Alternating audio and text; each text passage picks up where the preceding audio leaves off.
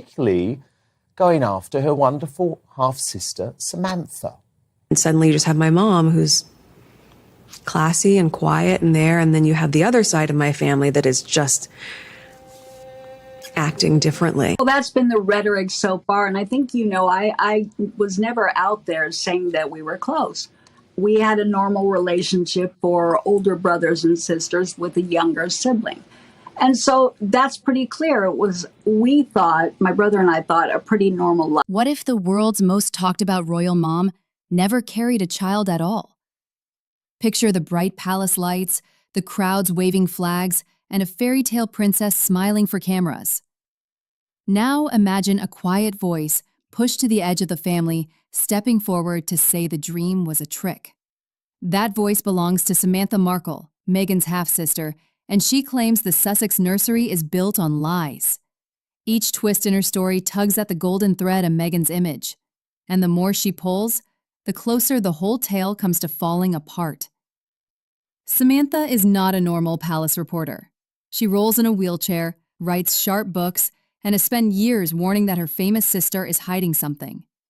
Many people call her bitter, others call her brave. Yet even her loudest critics freeze when she drops brand new files.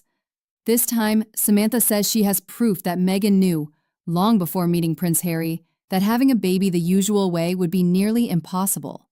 She points to a doctor visit from Meghan's late 20s and says the note had been locked away ever since. If that note is real, it might knock the first brick out of the wall Meghan built around their story. It wasn't until the time of the wedding when the media started to get to us. In other words, we didn't seek out the media. We were living our lives quietly and privately. But the media found us. And it seems as though as soon as they did, even though we said some favorable things. Why does one doctor's note matter years later? Because Meghan's hands-on mom tale sits at the very center of her royal image. Crowds cheered when she stepped out in soft coats and cradled a growing belly. Headlines called her the picture of modern motherhood. But from a start, sharp-eyed viewers noticed strange glitches. In one clip, the bump seemed to fold like fabric when she bent to pick up a flower. In another, it sat low one day and high the next. Twitter laughed, YouTube slowed the tape. The hashtag Bumpgate climbed past 1 million views in a single week. For every fan crying, "Leave her alone," there was a frame-by-frame breakdown pointing to sliding pads or loose foam. Online sleuths treated the mystery like a treasure hunt. One creator stitched together photos taken just days apart. In the first, the bump pressed tight against Meghan's coat. In the second, it almost vanished under the same outfit. Another slowed a charity event video to half speed, circling the way the belly swayed from side to side when she stood. Doctors chimed in, too. Some said the moves looked normal, others shook their heads and muttered that bellies full of babies don't bend like towel rolls.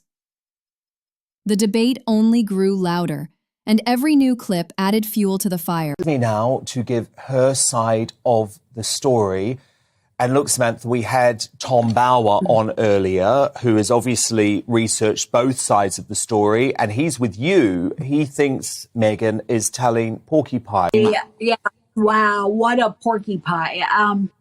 When that happened, also at the same time, we had found out that with my dad's heart attack, the Queen and King Charles wanted to reach out, but we heard that my sister said no. Similarly with this, it's really sad because Ashley and I were on talking terms. We were, I thought, bonding after not speaking for a while, even though we did speak.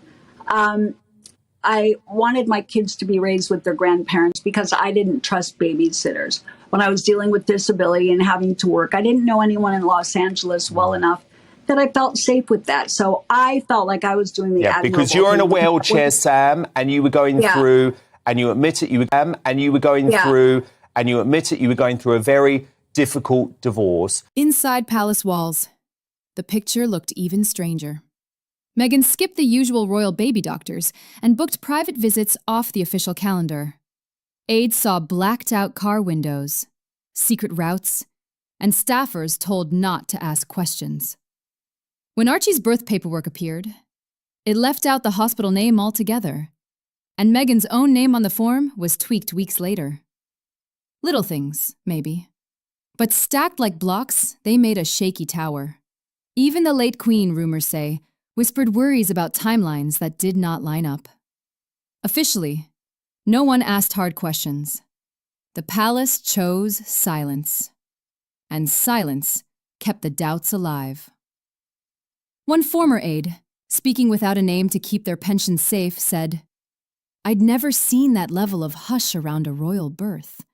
They pointed out how Kate, the future queen, posed on hospital steps only hours after giving birth, smiling for cameras with new baby in hand. Meghan and Harry, though, released polished studio shots days later. To many fans, that difference felt like privacy. To critics, it felt like a smokescreen. If Samantha's note is genuine and Meghan used a surrogate, the storm reaches far beyond gossip sites. Old royal rules tie birth and blood to spots in the line of succession. Archie and Lilibet shine on the family tree today, but a hidden carrier could stir legal gray zones no one wants tested in court. History shows the crown hates baby drama. Centuries ago, gossip papers whispered about royal infants switched in the night, though proof never surfaced. Laws since then demand clear birth records to guard the throne's future. If high-level officials bent those rules in secret, the fallout would shake every marble hall, from Buckingham to Windsor. But Right. you always knew that your daughter was safe with her paternal grandparents. And that was the priority. So to weaponize So do something you- like I was the reason she Yeah, couldn't well, come it's to as the if wedding. Meghan is now trying to turn your own daughter against you. Right. While rumors buzzed outside, Meghan built a glowing brand inside. She spoke at women's health events, mailed diaper kits through her Archwell group, and posted sweet photos of tiny toes and bedtime cuddles. Each post told viewers, "I'm just like every mom, only under brighter lights." Big brands lined up. Netflix signed massive deals. Millions clicked follow. Realness was her secret sauce, and motherhood was the main ingredient. Swap that ingredient for stage props, and the whole recipe changes. So why is Samantha shouting now? She says it was never about revenge. Living on disability checks in a small Florida rental, she watched the Duchess score million-dollar deals and felt truth slipping away. After a minor car crash last fall, Samantha faced a wall of medical bills, while headlines mocked her as a jealous grifter. "All I wanted was honesty," she told one podcaster. Exposing the bump secret, she claims, is her final push to level the field, to show that money and fame don't erase facts. Here's the strangest part. Meghan, who fires lawyer letters faster than reporters can open email, has not fought back. No firm denial, no sharp tweet, not even a curt, "This is false." Her team stays quiet. In public relations land, that hush rings like an alarm bell. When someone ignores a charge this explosive, people wonder if the battle might dig up even more hidden files. Body language experts have jumped in too. They note Meghan's slow blinks and tight grip on Harry's hand whenever questions about baby rumors pop up. One analyst calls her smile a mask of worry. Critics call that guesswork. Yet with no words to guide them, fans study every shrug and sigh, looking for clues in the silence. And sadly, my daughter went on. We're forming bonds again, and that was really special and important to me. And I think she felt an alliance with Meg, but for Meg to twist that and to lie and then suggest that the reason she couldn't go to the wedding, to put that on me when... Correct, Samantha, because I've spoken to lots of my own royal sources as well, and they were always very clear. They never told Meghan who to invite to her own wedding. She had full control over that. But what she wants to do is blame this terrible comment, and I really do mean that Prince Harry made about your father, Thomas, Samantha. Right. Of course, it's incredibly sad. Sorry, what guys. happened. Yeah. What? Her father is recovering from a stroke, literally about this. Meghan tried to claim that someone had intercepted her father's phone, presumably you, and that you were sending the messages on behalf of Thomas. Father. No, and that was all lies too. And to suggest that at one point that they allegedly said they sent a car and he refused to get in. No, he was in the hospital with a heart. Sponsors are watching with calculators in hand. Streaming giants are weighing risk against ratings. Each day the story trends, the Sussex brand loses a bit of shine. Trust is fragile in the internet. Once cracked, it rarely heals clean. One proven lie about baby bumps could drag every smiling photo and heartfelt speech into the trash pile of fake reality shows. The fallout could cost more than crown jewels. Remember, motherhood powers Meghan's charity work. Her group funds safe birth clinics and films gentle ads of new moms cradling babies. If padding rumors turn out true, those moments might feel staged, like a brand using sweet scenes to cover a backstage secret. Donors could pull back, worried their money bankrolled a fairy tale instead of real help. And once donor trust sinks, rebuilding it can take a lifetime. Still, the stakes stretch beyond money or titles. If Meghan sold the world a make-believe bump, she turned real mother's struggles into her own stage play. Couples fighting infertility could see their pain twisted into tabloid bait. Children growing up in this swirl might someday ask why the truth was too hard to share. Those questions dig deeper than any headline and hurt longer than any lost deal. Before you click away, step back and look at the bigger picture. Fairy tales are fun, but real life carries weight. If the Duchess fooled royal photographers and millions of fans, what does that say about the power of image today? Could any celebrity craft a story so shiny that crowds accept it without proof? Drop your thoughts below, hoax or hateful rumor, and tap the bell so you don't miss the moment hard evidence drops, or the instant Meghan finally breaks her silence. Because in this royal roller coaster, the next twist could land any day, and when it does, you'll want a front row seat. After all, the truth here isn't just stranger than fiction. It might rewrite royal history. It's very, very bad for both of them. Meghan, who was screamed, "Don't leave me, don't leave me," and Harry, who actually has leaned on his mother-in-law to be helpful. Did you ever see a calm lake turn into stormy water in one single day? That is what happened inside Meghan Markle's huge Montecito house. The story begins with Meghan's mom, Doria Ragland, who once kept everything steady like a lighthouse at night. Doria moved in back in early 2024. At first, it looked sweet. Meghan had just lost a big podcast deal and her cartoon show idea. Reporters gathered like gulls, shouting questions at the gate. Doria, a yoga teacher who believes in deep breaths and peace, said, "I will help." She became the quiet hero. She cooked breakfast, helped with school runs, listened to worries, and still found time to read bedtime stories. Meghan called her my rock. The press loved the image. It made the family seem warm, like a cozy fire on a cold day. For some time that things aren't great between Meghan Markle and her own mother, Doria Ragland. She has been completely miserable in the last couple of public appearances that the fake Duchess forced on her. First on her Netflix series with Love Meghan. Second, in an Instagram post where she mocked her daughter, who, let's be honest, is a total pain in the behind. But even the warmest fire can burn low. The Montecito mansion holds 16 bathrooms, 2 kitchens, and one never-ending to-do list. Running that house felt like 4 jobs rolled into one. Doria was nanny, cook, driver, and shrink. Phones rang, PR calls buzzed, deals started, stalled, and sank. Every time a plan fell apart, Meghan rushed to the next bright idea. First, a fancy apricot jam sold on her new site. Then a pricey rosé wine. Then a plan for a lifestyle show. Each idea meant more meetings, more stress, and more tears behind closed doors. Yet Doria kept smiling, at least on the outside. She thought the chaos would settle soon. Months passed. It did not. People inside the home say Meghan mixed thanks with sudden orders. "Mom, can you stay with the kids tonight? Mom, can you jump on this live video?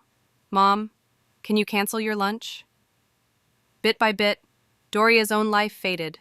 She missed her quiet yoga class in the park, She missed walking her dog in Los Angeles. She missed being just Doria, not helper on call. Small cracks showed in funny ways. One night, Doria slipped out to a Beyoncé concert without mentioning it first. Meghan later told a podcast audience the story like a joke, but insiders knew it was a flare in the dark. Doria was testing freedom. Meghan missed the hint. After that, even simple talks felt tense. Breakfast chatter turned stiff. Smiles felt pasted on, not earned. The pressure cooker kept whistling, and the jam mess turned up the heat. Meghan's spread sold out online, but hundreds of buyers got an email later that said, "We're sorry, we oversold." Refunds and free gifts went out by rush mail. Fans grumbled that their data was taken for nothing. Meghan's team said supply chains were tricky. Still, trust dripped away like syrup from a cracked jar. But it was probably during Meghan Markle's interview with Tina Knowles where it became clear just how tense relations are between mother and daughter, when Meghan unwittingly revealed to the world that her mum had decided to attend the Beyoncé concert without her and without even telling her. A week later, the rosé wine launched with bright photos and big promises. Early sippers posted that the drink tasted bland and too acidic. Some said it left an odd burn in the throat. Memes popped up. One showed a sad glass saying, "Help, I'm boring." Meghan's smile in photos looked tight, like someone holding a heavy box for far too long. Doria watched it all, felt it all, and still tried to soothe everyone. Even the calmest lake has a final ripple. After about 18 months of non-stop drama, Doria woke early one Friday. She packed 2 neat suitcases. No yelling, no scene. When Meghan noticed, she ran across the marble floor, tears sliding, crying, "Don't leave me!" Those 4 words echoed through halls full of echo already. A staff member says Harry's face went pale like a dropped plate. Doria hugged them both, whispered something kind, and walked out the big front door. That door shut softly, yet the sound felt louder than thunder. What happened next spread faster than a Santa Ana wind. Without Doria, breakfasts were late. The kids asked, "Where's Nana?" Meghan snapped at helpers when towels were folded wrong. She spent longer on her phone, shorter on her smiles. An aide quit after a week, saying the house felt like a balloon ready to pop. A second left 2 days later. The staff group chat filled with shocked emojis and sad sighs. Harry tried to stay calm but started planning a solo trip back to the UK. He told friends he needed space to patch things with his family. Leaving Meghan behind was not a harsh choice, he said. Just the only choice left. The mansion that once held 3 strong adults now felt like an echo chamber. Now, I knew things were getting pretty stark, but now it has emerged that the strain is so bad that Doria Ragland has said enough is enough. I'm moving out of Montecito for good. And it's pretty brutal, actually, because Radar Online have reported that Meghan Markle has now been abandoned by her mom after the Duchess begged, "Don't leave me." Outside the gate, reporters smelled smoke. Headlines read, "Mom walks out, wine goes sour, and jam slammed." Meghan posted shiny quotes on social media, but comments piled up. "Where's Doria? Why so many flops? Is everything okay?" Fans who once cheered now wondered if every smiling photo hid a storm. Sponsors who once called every month now sent polite emails about timing. Archie and Lily missed bedtime stories with Grandma. They asked when she would come back. No one had a clear answer. Meghan promised surprises, but the kids sensed the change. Children always feel when a room loses its warm glow. People who know Doria say she did not leave in anger. She just needed her own air. At 68, she was not eager to start a second career as a live-in employee. She wanted mornings with tea, evenings with friends, and weekends without emergency calls. I'll take you through this reporting. It is from Matthew Acton, who is a very experienced UK news reporter, who has revealed Meghan Markle howled, "Don't leave me," as her mother Doria Ragland moved out of her and her henpecked husband Prince Harry's Montecito mansion, RadarOnline.com can reveal. The departure came after Diva Duchess Meghan used her mom to care for her kids, and sources tell us even got her own mother Even her own mother got so sick of her constant moaning and drama, she had to flee the luxury home.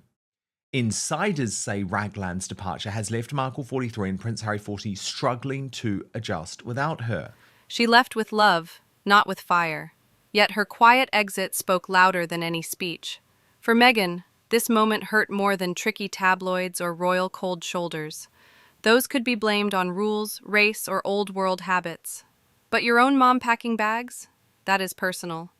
There is no palace gate to point at, no stern Prince William to blame. There is only a mirror. Desperate to regain control, Meghan lined up new projects. A cookbook, a skincare kit, even talk of a second podcast. But followers raised brows. Why start 10 things when 3 already broke? Some called it a brand in free fall. Others simply clicked away. Even Hollywood friends who once filled the patio now texted excuses. Invitations dried up like fallen leaves. One thing is sure, the story of Meghan and Doria has flipped the script. The woman known for grace set her own boundary and left. The daughter known for control learned that even the steadiest hands may let go. So, dear viewer, think about your own circle. What happens when the person who always says yes finally says no? Does it spark growth, or does it spark shock? Let me know below. And stay tuned, because in Montecito, the calm lake may ripple again, and you do not want to miss the next wave.